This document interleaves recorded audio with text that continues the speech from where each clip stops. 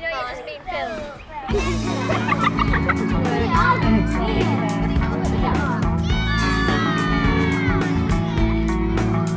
This short film from Yorkshire Play is intended to be the first in a series that will illustrate various play activities that will enable practitioners to share good practice and experiences.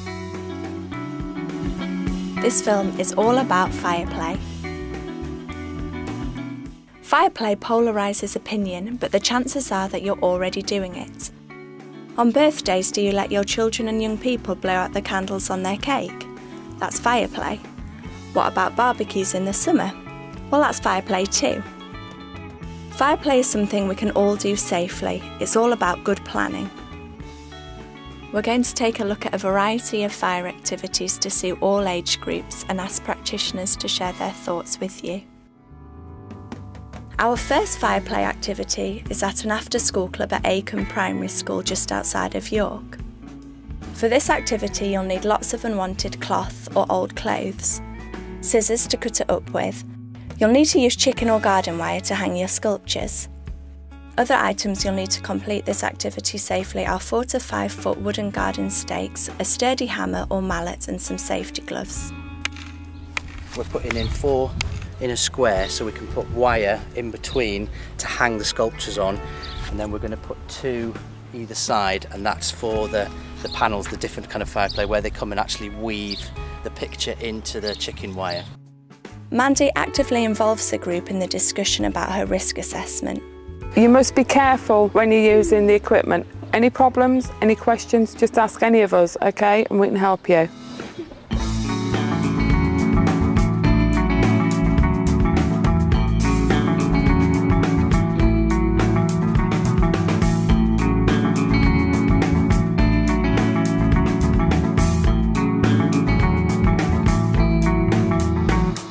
We've been building a top hat with devil horns and we're going to set fire to it. It's really been fun, but I think we're most excited about setting fire to it.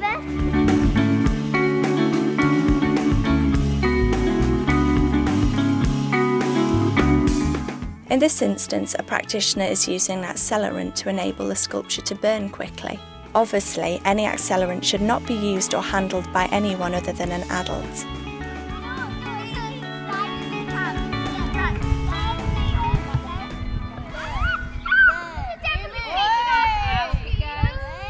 As the sculptures finish burning, it's good practice to extinguish any smouldering sculptures with water, which will also cool down the chicken wire ready for disposal. We asked Mandy why she felt fire play was important. Yeah, I think it's important to introduce fire play to children and young people so that they have an understanding of fire, what fire can do, and react to it as well. I think one of the most important elements of doing anything like this is planning. You have to make sure that all eventualities are thought about, what you're going to do, how you're going to do it, who's going to be involved, how far you're going to let the children get involved.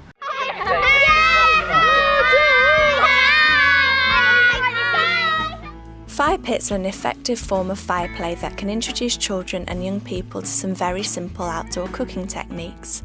When we arrived at Fieldside Nursery in Great Heck, the group were already discussing the risks involved in cooking outdoors. Right, before we do today and we do our activity, there are certain things that we've got to remember.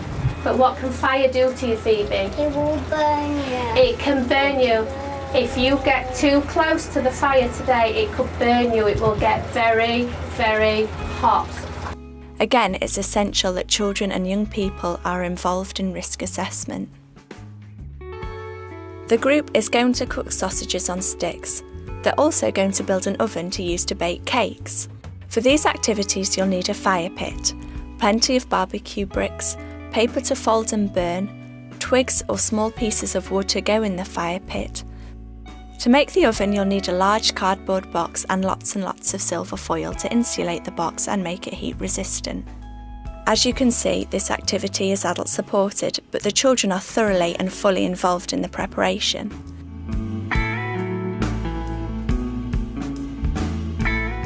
As long as both you and the children remember to keep the food cooking at arm's length, there shouldn't be any mishaps.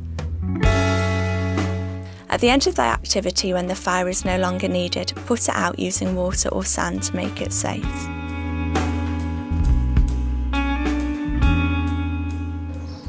We joined a group of young people from North Newbold at the church rooms to see how they're using an ancient tradition, which can be traced back to North America and Scandinavia as a fire play activity.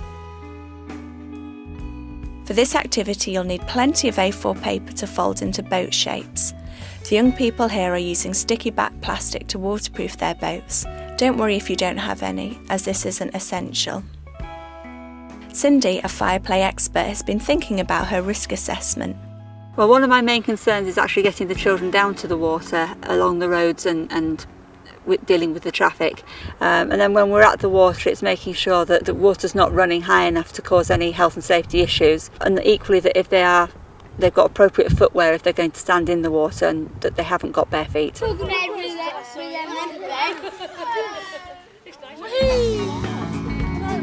goes there. Go, yeah.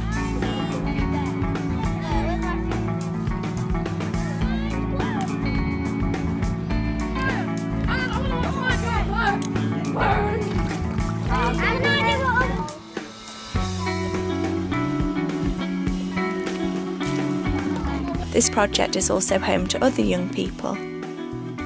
Older groups such as this have a tendency to want to be more independent. They regularly hold barbecues that are managed by the young people themselves but supervised by practitioners. In this instance, they're using a simple disposable barbecue kit that's available from most supermarkets.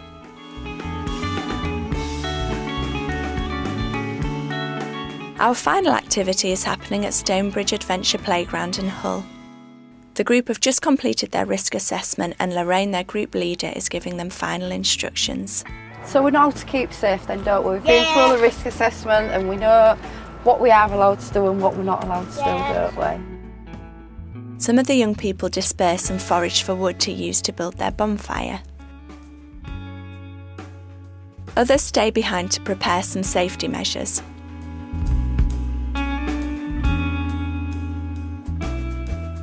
A bonfire is a simple and inexpensive fire play activity that can occupy young people for several hours. Before lighting the fire, Alison once again goes through the do's and don'ts with the group.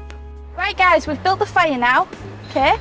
So the rules are that once it's lit, we don't go on the concrete circle unless we're feeding the fire more wood. But when we feed the fire more wood, we're going to check first with either me or Parky that it's okay to go and do it, okay?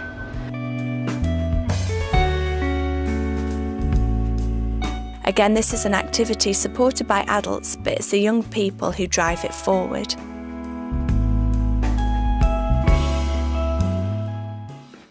Children learn through play in their experiences, so why should practitioners be afraid of using fire play activities? Fire play as an activity is not about encouraging children to become arsonists, it's the exact opposite.